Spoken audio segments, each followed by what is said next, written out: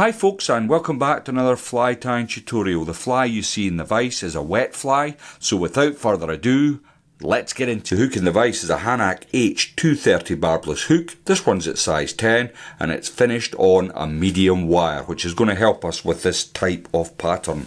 Now the thread I'm going to use today is from Simplify. It's the Nano Silk at 12/0, and as you can see it's black.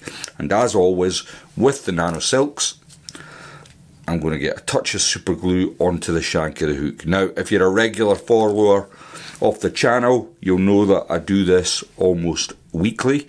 I like using the Nano Silks, but waxing this just doesn't cut it with black finished nickel hooks. The thread just slides all over the place, and one of my pet hates in flies that I buy even is body rotation, and the super glue just prevents that. I know you've heard that a million times if you're a returning viewer, but you might be new to the channel, so it's always worth mentioning. Now for the tail fibres of this fly, I'm going to be using some fibres off of this cock cape I have here, and I've got a feather I've been working with to save a bit of time, and what I'm going to do is just pick out maybe a dozen or so fibres, bring it out at a 90-degree angle as best I can. It doesn't give you a very long tail, but what it does is it gives you quite a robust tail. So a lot of times when you see these wet flies, like flies such as cormorants, and people have used the pheasant tail as the tailing fibres after they've been taken by a couple of fish, the tail seems to break off. So if you use the cock fibres, it's just a bit more robust, so you're getting a lot more value from your fly. So the next thing I want to do is catch in this yellow sunburst strip peacock herring. It's from Troutline. It comes pre-stripped, and although I'm saying it's yellow, and it does say that on the packet, when it's wet it does appear a more olivey colour, and that's what I'm after here, an olive sort of shade. So I'm going to grab one of the strip peacock herrings that I've trimmed down ready to tie in. I'm going to catch that in on the end, just try and catch it in just at the very tip, because I need as much of this as I can get. And then what I want to do is even up the body. So where I've caught my tail in, you'll see there's going to be quite a dip, and what I want to do is correct that by getting plenty of thread wraps in and just building up that little dip so that the body remains nice and even. Now there's a couple of ways of doing this next part. I'm going to use UV resin, but if you don't have UV resin or you don't like using it, what you can do is just coat this part now with some super glue, and then bring your strip peacock herring through the super glue, give it a couple of minutes to dry, and then you would carry on.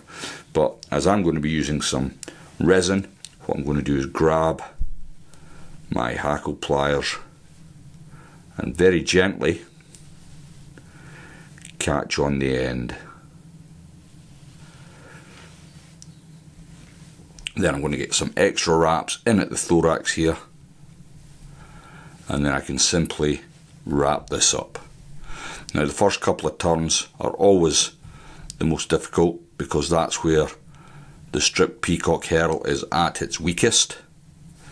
And then as we get going, we get onto the thicker stuff, which makes it a little easier to work with. I'm going to bring that up, and I'm going to use the whole strip peacock herring. I might end up covering some of it up with the thorax, but just while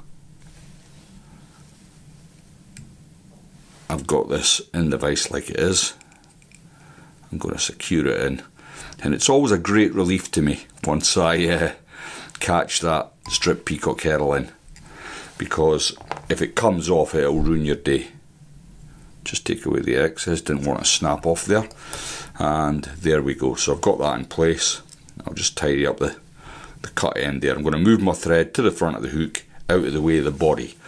Now, I've been tying up lots of filth this week because I've got a match at Rutland in a couple of weeks' time.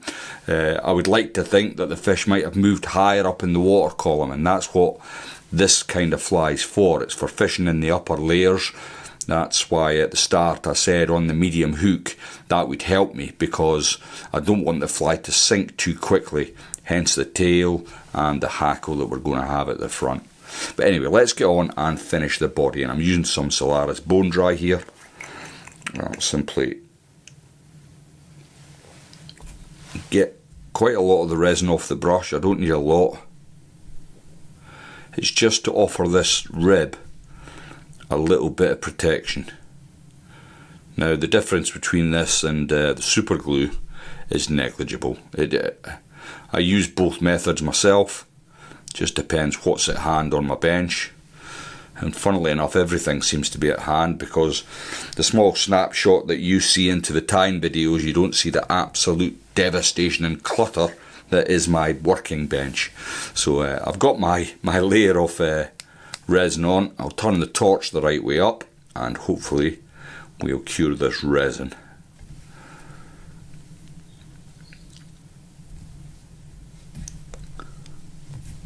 Yeah, I've been tying lots of blobs and boobies and stuff like that. It's not fun, I've got to say. I don't enjoy it, and as I don't do a whole lot of competition fishing anymore, I don't really have the need to have hundreds of them, so I've got I tie them up as I need them. So I've got about 20 in the box ready to go for the next couple of weeks, and I dare say they'll all be given away or lost in that period. The next thing we're going to do then is tie in the thorax, and what I'm going to use is a single strand of peacock herring, and it's from the eye, and as you can see it's been dyed orange, this one. And again, I've already got a feather out and I've cut away the very thinnest part of it. I want this nice thick banding that I've got on the herring here.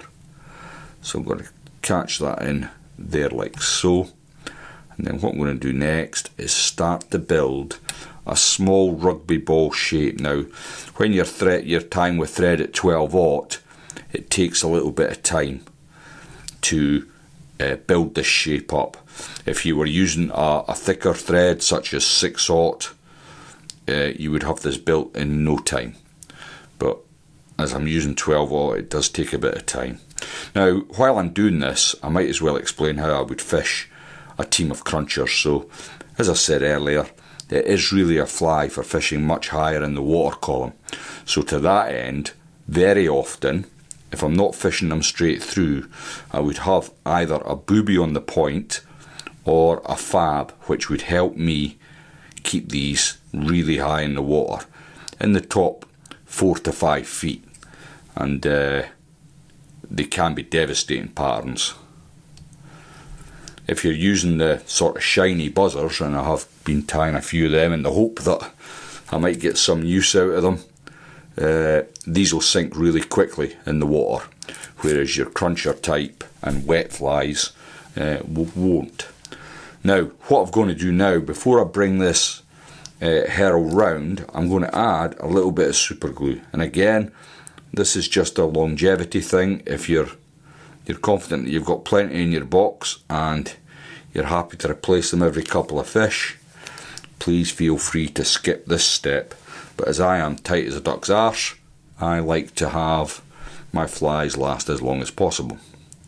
So I'm going to bring that strip peacock herring. Again, I'm going to catch my hackle plier in, and then I'm going to simply wind it up. Now, the reason I'm using the dyed orange is to give it a little bit of a hot spot, if you like. And I want to try and get it side by side around the thorax, and the super glue will also help with this. I've tried different colours. Green works not too bad, but this orange, it might be a confidence thing, but it really seems to do a great job with this particular style. The original Cruncher's hard to beat, I've got to say. I like that as well, but just as a sort of change pattern, it's always handy to have a few in your box. Please excuse my croaky voice, I'm just getting over a cold, and it has affected my accent even worse so than usual. Somebody messaged me the other day and asked what a stubby hook was, and I had to explain to him it was sturdy, which is a completely different thing. It means it is a solid, good hook. And they kind of thought, I've been watching your videos for ages, and that's the first time I've got that. So I've got to be aware of the accent. I'll try and keep it in English. So for the hackle, I'm using this Greenwell's cape here, and I've already again picked a feather from the cape, and I've got my little Christmas tree piece going on here. Now I'll just remove my hackle pliers, and what I want to do is just take away the bulk of that feather. Now before I come in and catch that in place, just going to add the tiniest bit of wax just to the top of the nano silk to give me extra grip on the hackle. Then when I come over, I've got that in place like so. Then I can come back with the hackle pliers, simply catch it in,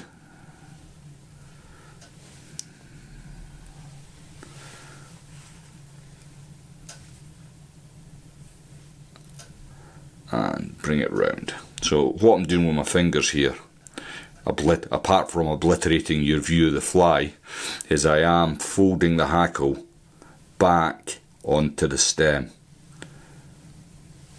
so that I get that whole hackle swept back. Now I'm going to get like half a turn more. Then I'm going to bring my thread through the hackle, making sure I catch that into place. And then I'm going to release my hackle pliers once I'm content I've caught that.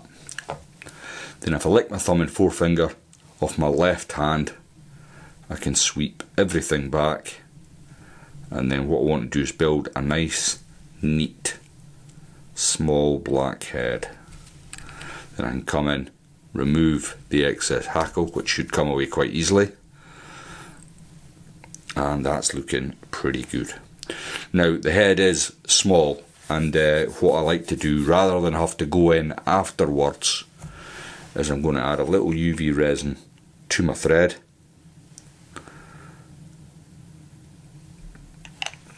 Like so. When I come on a whip finish tool, I can then get a layer of the resin onto the thread. Just remove the excess, then I can cure that off. Now as far as fishing these, you could probably, at a small still water, you could get away with fishing one of these and I'm sure it'd catch you a lot of fish. But if you're fishing from a boat or a larger venue and you're fishing a team of flies, 3 of these, if the water's very clear, I would only fish 3. If there's a little bit of colour, you'd get away with fishing 4. And don't forget, the washing line is always a good option when you want to keep your flies high in the water. I hope that's been of some use to you. Thanks for watching, and I'll see you all in the next one.